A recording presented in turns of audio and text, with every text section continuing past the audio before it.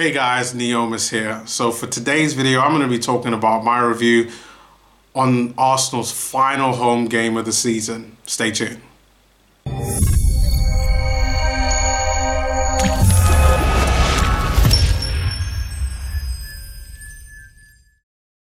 So, I've not too long come back from the game and Arsenal draw 1-1 against Brighton. It means that we cannot qualify for the Champions League in the league. Manchester United drew today. Chelsea won. Chelsea are now in third place and definitely will qualify for the Champions League next season. And meaning that even if Tottenham lose their last final game, it's almost impossible for Arsenal to then finish in fourth place just because our goal difference is so bad compared to Tottenham's. It's plus, there's an 8 goal difference, so there's really no chance of us finishing in the top 4. But you know what, that's absolutely fine. In my last video I said that we should be focusing on the Europa League, and I completely agree. And even though the Unai Emery set up a relatively strong side in this game, I thought, you know what, we had a chance to win the game. I thought that this was a great opportunity for us, especially with how some of the results went today with Manchester United's draw. And I really thought I would have seen this mask. I thought I would have seen the mask come out. I thought it was going to be goals galore for Pierre-Emerick Aubameyang. But it doesn't look like that's going to be the case this season. He scores another goal, which puts him, I think, joint second in terms of being the Premier League's goal scorer. But he's Arsenal's top goal scorer of the season, and unless something drastically changes with Lacazette, he has been bestowed that honour. But let's look at the overall game. Let's look at all the players that played for Arsenal. Bernd Leno, I think, did a pretty solid job in goal. Brighton didn't really offer much going forward except for the last 5 minutes of the game where they put a little bit more pressure just because of Arsenal pushing a lot of their players forward, trying to get something out of the game, especially, you know, with the game ending in a draw. But I think Bernd Leno had a pretty solid performance. Then at the back you had Socrates there along with Mustafi in the back as well as Lichtsteiner there, who I thought had a pretty decent game overall. So overall our defense, I would say, was okay, but we just know in the summer changes need to be made, players need to be upgraded, players need to go, and the defense is part of that.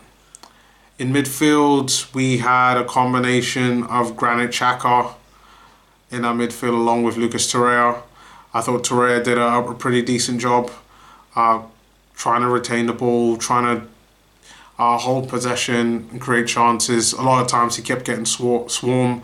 Granit Xhaka this game, poor, absolutely poor. Passing, god-awful, just terrible. So many misplaced passes, just nothing from him. I mean, and this is probably the 3rd or 4th game that Granit Xhaka just has not performed.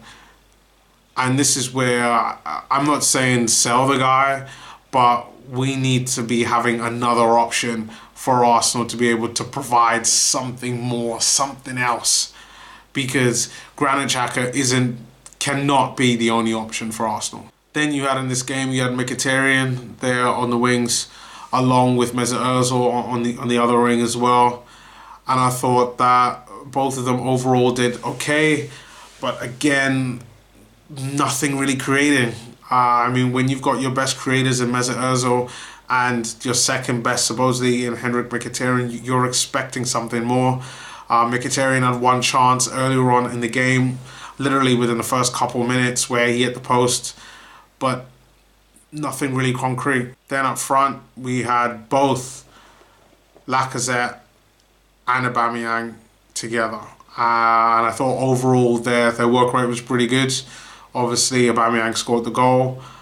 A few chances for Lacazette, but one thing I will say is that the Brighton defenders Duffy and Dunk, I believe their names are, brilliant.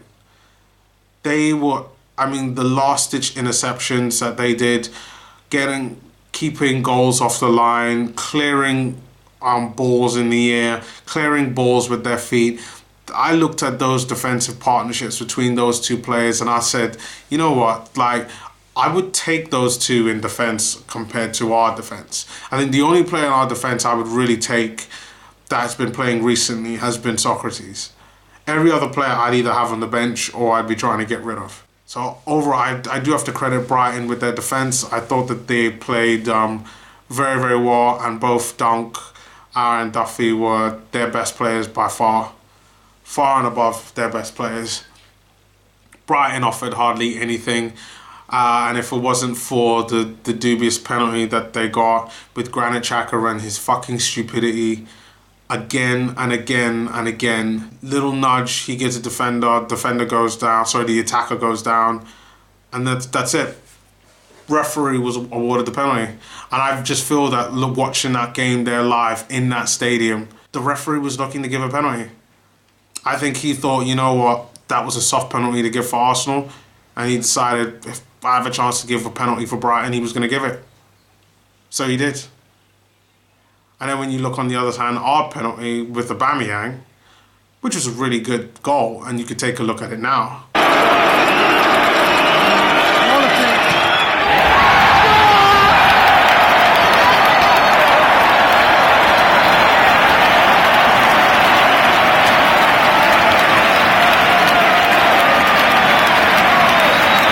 I thought the goal was really good. He took it, managed to get on the score sheet, increase that tally, but nevertheless, it was a great opportunity for Arsenal to go on to capitalise, to get into that top four, and it just really shows that, you know, we go and we comment on other teams and we call them bottlers, like Tottenham, and more recently like Manchester United, and we're bottlers as well.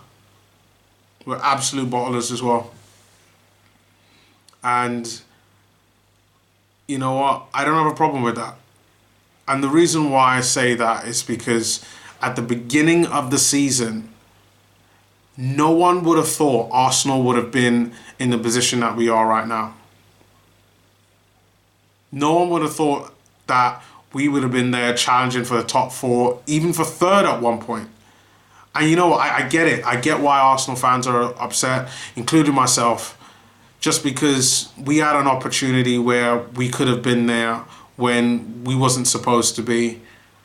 And you know what, it just really shows that, you know what, that we're not just quite there.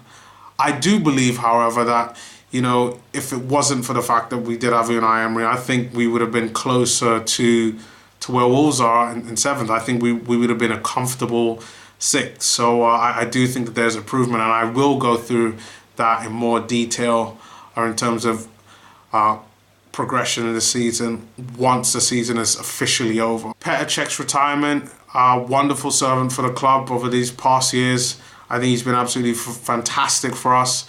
And I stayed there at the end, and I've got the footage here just to kind of show you guys how it was with the lap of honour.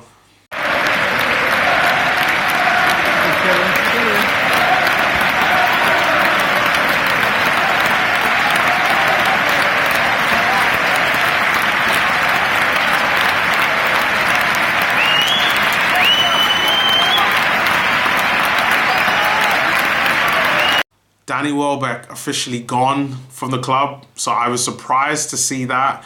He was given like a final goodbye, and to be honest, I'm actually quite happy about that.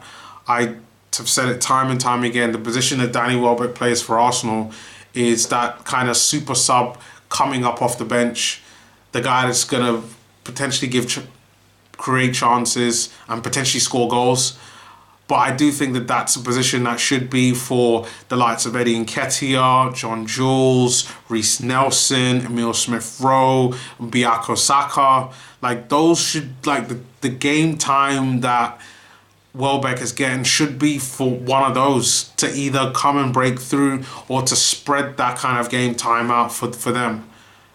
So even though Danny Welbeck wasn't one of my favourite, I will say this. He worked incredibly hard when he was at Arsenal, and I thank him for everything that he's done at the club. And now it's time for us to move on and keep going on the up. But finally, Aaron Ramsey, it's a sad day for Ramsey. It's a shame he wasn't able to play the game and he got injured earlier on in the season. But one thing I will say this, as a fan of Aaron Ramsey, as somebody who went out and wore his shirt today, the number 8 shirt, I will say thank you, Aaron Ramsey, for everything that you've done for the club, for bringing us joy over these years, for bringing us those 2 FA Cups, scoring the winner in those. In the end, absolutely fantastic. And I know that he will go on to Juventus and do big things. And I just hope that we go on to the finals of the Europa League, we win the Europa League, and we play in the Champions League. And I hope that we see Aaron Ramsey next season in the Champions League.